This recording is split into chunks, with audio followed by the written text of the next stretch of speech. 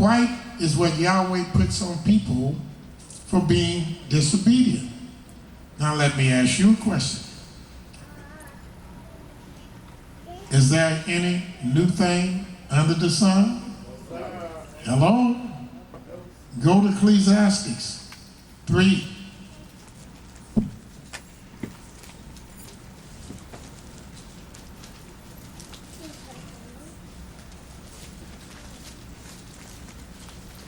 Ecclesiastes 3.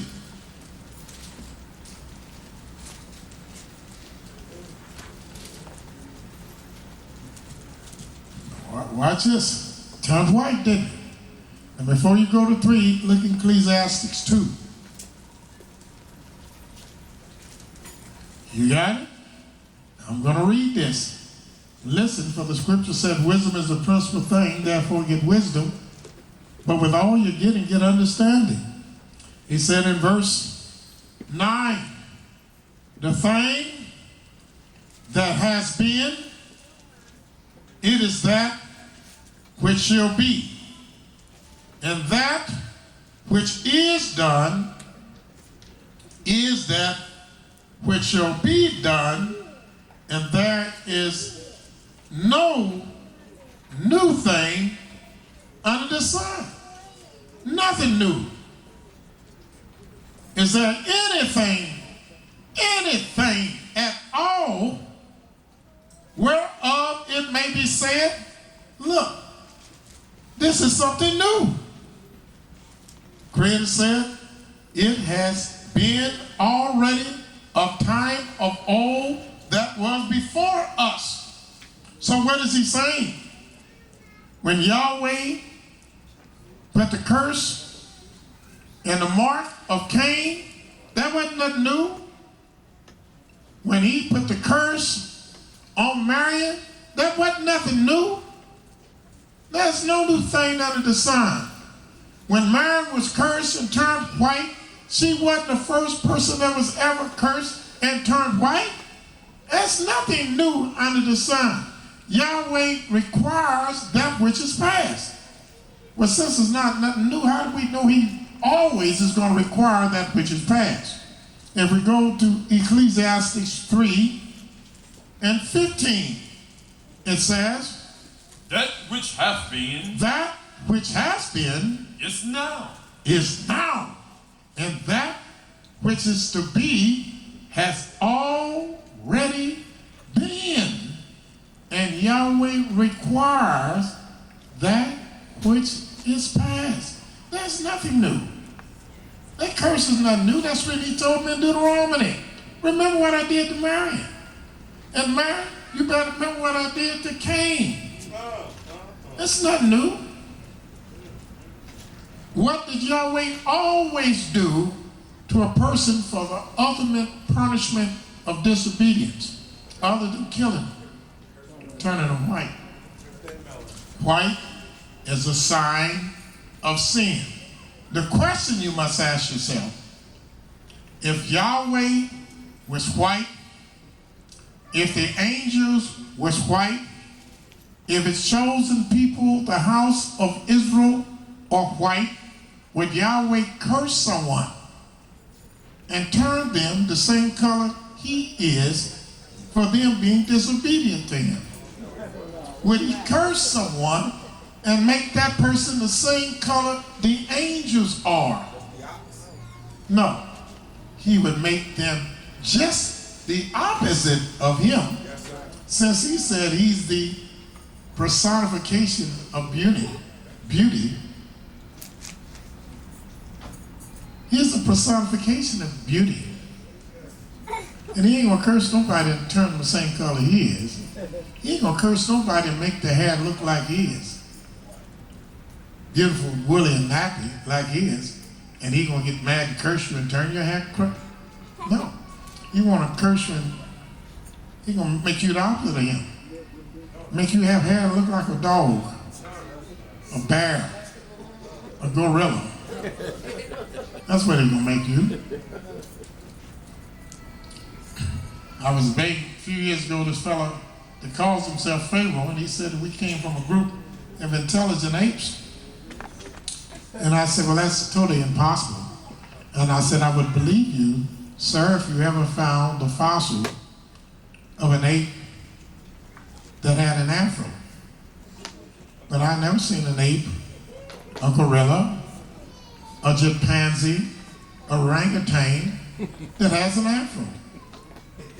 Every ape that you ever found had straight hair, like a dog. And it smelled like a dog when it get wet. We got hair like the Most High. That's not the result of a curse. That's the result of a blessing. Because we were made in the Almighty's own image and own likeness. So you know the Almighty's people are not white people with straight hair when he and all the angels are described as being black with woolly hair. You know Yahweh's people are not white people when every time he cursed a man, he turned them white. He would never curse nobody and turn them the color that looked like his chosen people.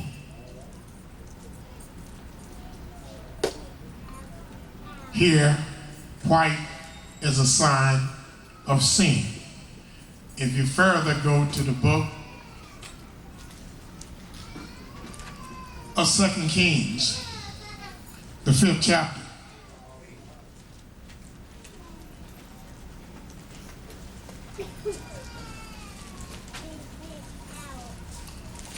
Second Kings, the 5th chapter.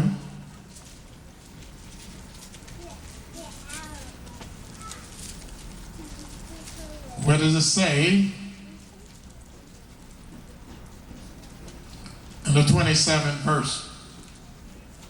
2 Kings chapter 5, verse 27.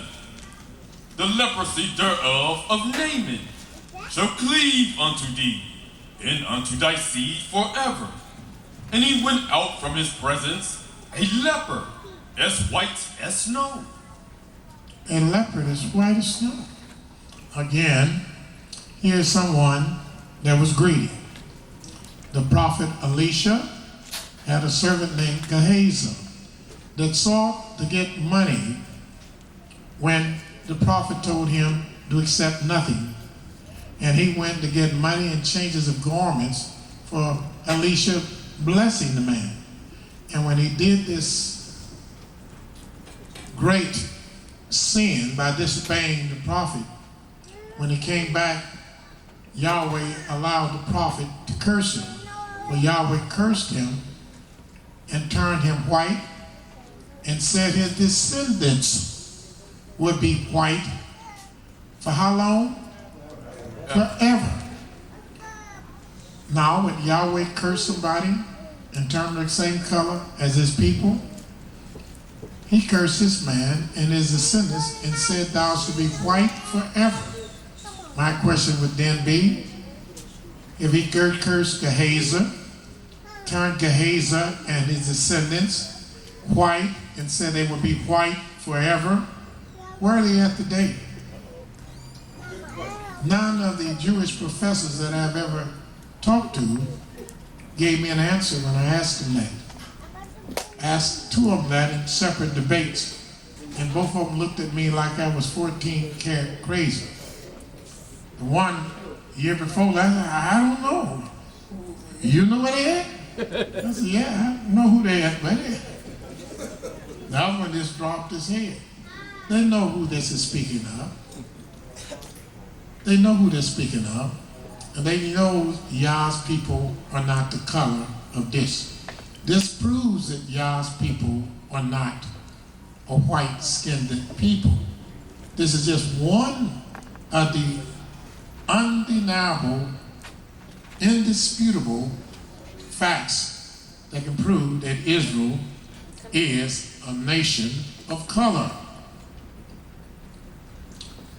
Another fact that proves Israel is a black nation is when Moses was called before Yahweh. I believe it's the book of Exodus, the 4th chapter.